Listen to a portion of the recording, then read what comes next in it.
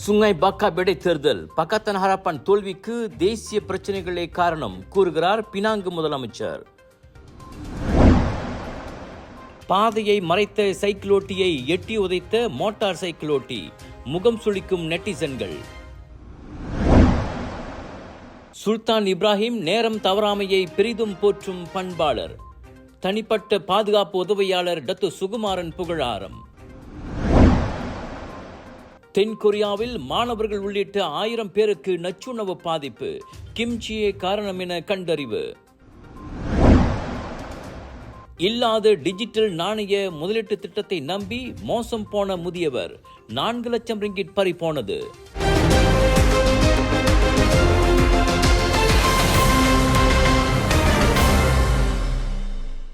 மாட்சிமை தங்கிய மாமன்னர் சுல்தான் இப்ராஹிம் தமக்காக யாரையும் காக்க வைக்க மாட்டார். நேரம் தவறாமை அவருக்கு மிகவும் முக்கியம் என்கிறார் மாமன்னரின் நீண்டகால தனிப்பட்ட உதவியாளரான டத்து சுகுமாரன் ராமன்.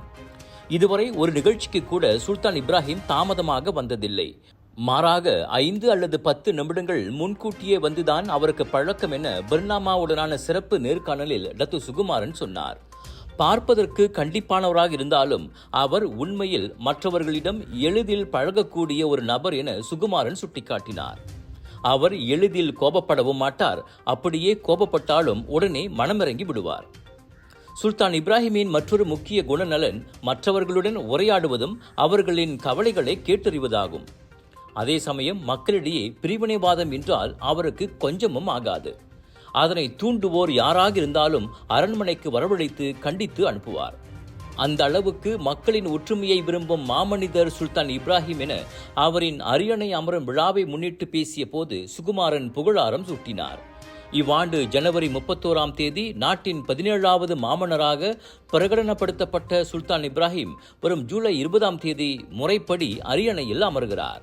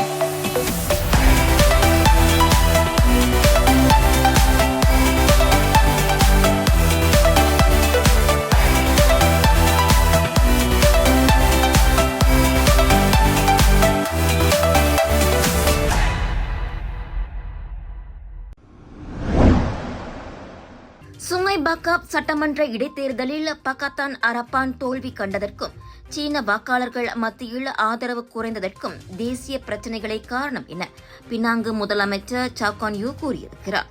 சர்ச்சைக்குள்ளான அரசாங்க உதவித்தொகை விவகாரம், பணவீக்கம், வாழ்க்கை செலவின உயர்வு, அதனால் மக்கள் சந்திக்கும் சவால்கள் போன்றவை வாக்காளர்கள் மனதில் தாக்கத்தை ஏற்படுத்தியிருக்கலாம். அவற்றை விளக்க நாம் பெரும் முயற்சி எடுத்தும் அது வாக்காளர்கள் மத்தியில் ஈடுபடாமல் போய்விட்டதாக அவர் தெரிவித்தார். எனவே வேட்பாளர் தேர்வே தோல்விக்கு காரணம் என கூறப்படுவதை சவுகான் யூ மறுத்திருக்கிறார். பக்கத்தான் அரப்பான் வேட்பாளரும் ஒற்றுமை அரசாங்கத்தினரும் முழு மூச்சாக பிரச்சாரங்களில் ஈடுபட்டதையும் அவர் சுட்டிக்காட்டினார். பக்கத்தான் அரப்பான் வேட்பாளர் ஜொஹாரி அரிஃபினின் நம்பகத்தன்மையும் தோல்விக்கு காரணமாக இருக்குமா என செய்தியாளர்கள் எழுப்பிய கேள்விக்கு முதலமைச்சர் இவ்வாறு பதிலளித்தார். நேற்றைய இடைத்தேர்தலில் எதிர்க்கட்சி கூட்டணியான பரிகத்தான் நேஷனல் அமோக வெற்றி பெற்று சுங்காய் பாக்காப் தொகுதியை தற்காத்துக் கொண்டது. அதன் வேட்பாளர் அபிடின் இஸ்மாயில் 4267 வாக்குகள் பெரும்பான்மையில் வாகை சூடினார். கடந்த ஆண்டு ஆகஸ்ட் மாதம் நடைபெற்ற மாநில தேர்தலின் போது பரிகத்தான் நேஷனல் 1563 வாக்குகள் வித்தியாசத்தில் மட்டுமே வெற்றி பெற்ற நிலையில் இம்முறை அதைவிட கூடுதல் பெரும்பான்மையில் வெற்றி பெற்றிருக்கிறது.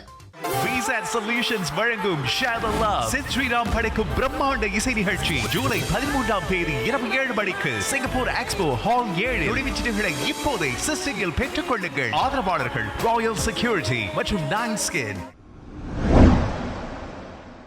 சாலையில் பாதையை மறைத்து பின்னால் வாகன நெரிசலுக்கு வித்திட்ட சைக்கிள் ஓட்டியை மோட்டார் சைக்கிளோட்டி ஒருவர் எட்டி உதைத்துவிட்டு செல்லும் காணொலி வைரலாகி வலைத்தளவாசிகளை முகம் சுளிக்க வைத்திருக்கிறது.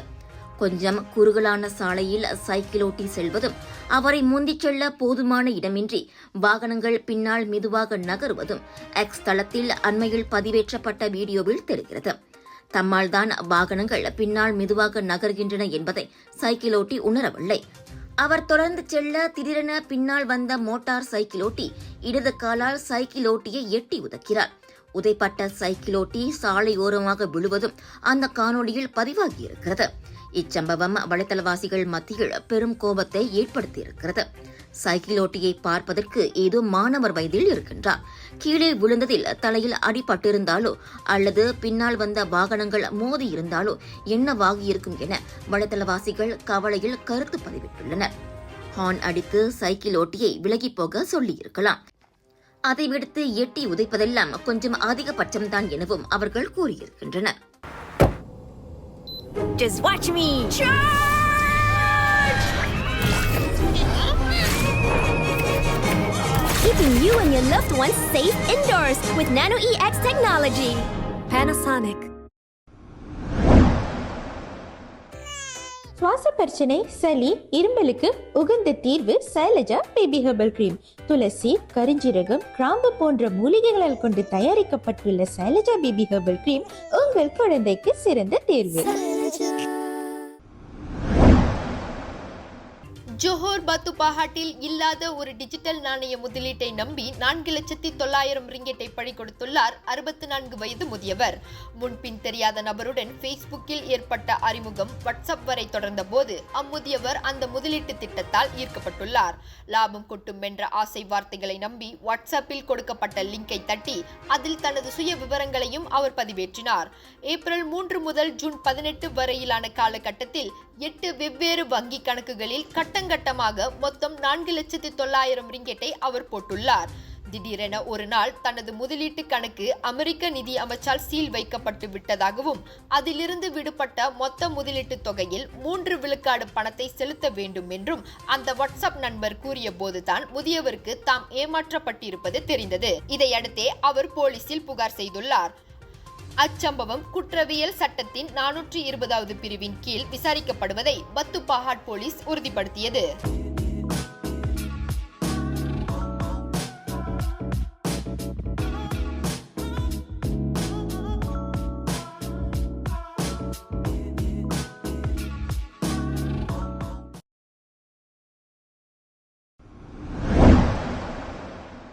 தென்கொரியாவில் ஒரே சமயத்தில் சுமார் 1000 பேர் நச்சுணவு பாதிப்புக்கு ஆளானதற்கு நோரோ வைரஸ் கிருமியால் பாதிக்கப்பட்ட கிம்ச்சி உணவே காரணம் என கண்டறியப்பட்டுள்ளது. கிம்ச்சி என்பது கொரியாவில் மிகவும் பிரபலமான காரமான புளித்த முட்டைகோஸ் ஆகும். வெள்ளிக்கிழமை வரை 996 நச்சுணவு பாதிப்பு சம்பவங்கள் பதிவானதாக சுகாதார அதிகாரிகள் கூறியுள்ளனர். என்றாலும் சனிக்கிழமை அந்த எண்ணிக்கை 1024 எட்டிவிட்டதாக பத்திரிகைகள் கூறுகின்றன. பாதிக்கப்பட்டவர்கள் 24 பள்ளிகளைச் சேர்ந்த மாணவர்களும் பணியாளர்களும் ஆவர். வாந்தி, வயிற்றுவலி, வயிற்றுப்போக்கு போன்றவற்றால் அவர்கள் பாதிக்கப்பட்டுள்ளனர். பெரும்பாலோர் மருத்துவமனைக்கு செல்ல தேவையில்லாமலே குணமாகிவிட்டனர். குறிப்பிட்ட கிம்ச்சி முத்திரை ஒன்று தயாரித்து அப்பள்ளிகளுக்கு விநியோகம் செய்த கிம்ச்சிகளின் தான் அக்கிருமி கண்டறியப்பட்டுள்ளது. இதையடுத்து அவற்றை விநியோகிக்க தற்காலிக தடை விதிக்கப்பட்டுள்ளதோடு அந்நிறுவனமும் தானாகவே முன்வந்து சந்தைகளிலிருந்து அவற்றை மீட்டுக் கொண்டு வருகிறது.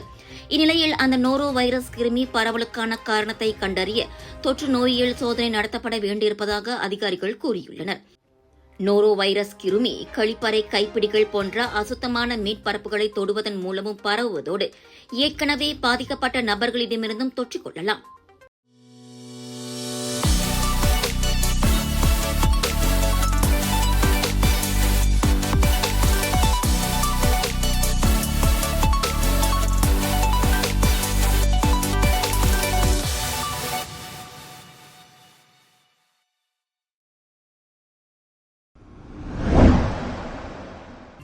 யூரோ 2024 கால்பந்து போட்டியை வைத்து சூதாட்டம் நடத்த 5000 ரிங்கிட் சம்பளம் வழங்கப்பட்ட இருவர் போலீசிடம் சிக்கியுள்ளனர்.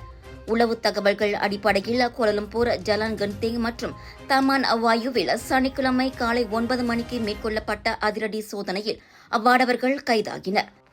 அவ்விரு உள்ளூர் ஆடவர்களும் சூதாட்ட ஏற்பாட்டாளர்களால் வேலைக்கு அமர்த்தப்பட்டவர்கள் என விசாரணையில் கண்டறியப்பட்டதாக புக்கிட் அமான் போலீஸ் கூறியிருக்கிறது.